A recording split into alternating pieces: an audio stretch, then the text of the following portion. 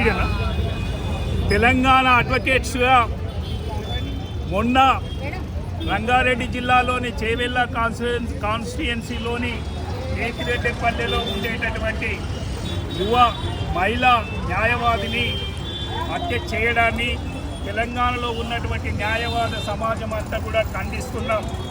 అదేవిధంగా స్వప్న గారు తనకు ప్రాణహాని ఉందని పదే 2 సార్లు పోలీస్ స్టేషన్లో కంప్లైంట్ ఇచ్చినా ఆ కంప్లైంట్ల పైన స్పందించని పోలీసుల యొక్క దురాగతం వల్ల సాచివేత వల్ల ఈ హత్య జరగడం జరిగింది. తెలంగాణ న్యాయవాదులుగా తెలంగాణలో ఉన్న పౌర సమాజం కూడా కోరుతుంది ఏంటంటే తెలంగాణలో ఉన్న న్యాయవాదులకు రక్షణ కావాలంటే వాళ్ళ వృత్తిని స్వేచ్ఛాయుతంగా పనిచేసుకోవాలంటే తప్పకుండా తెలంగాణ న్యాయవాదుల రక్షణ చట్టం కావాల్సిన అవసరం ఉంది.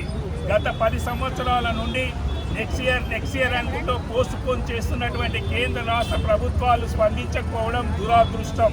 ఇకనైనా రాష్ట్రంలో ఉన్నటువంటి రాష్ట్ర ప్రభుత్వం వెంటనే తెలంగాణ న్యాయవాదుల రక్షణ చట్టాన్ని అసెంబ్లీలో పెట్టి పాస్ చేసి తెలంగాణలో ఉన్నటువంటి న్యాయవాదులందరికీ రక్షణ కల్పించాలి.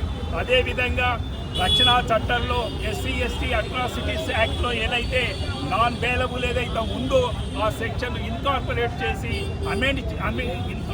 చేసి అమలు చేసే దిశగా ఈ ప్రజాప్రభుత్వం అనేటటువంటి పాలన కొనసాగిస్తున్నటువంటి వారు వెంటనే చట్టాన్ని తీసుకురావాలని మనవి చేస్తున్నాం. జై తెలంగాణ.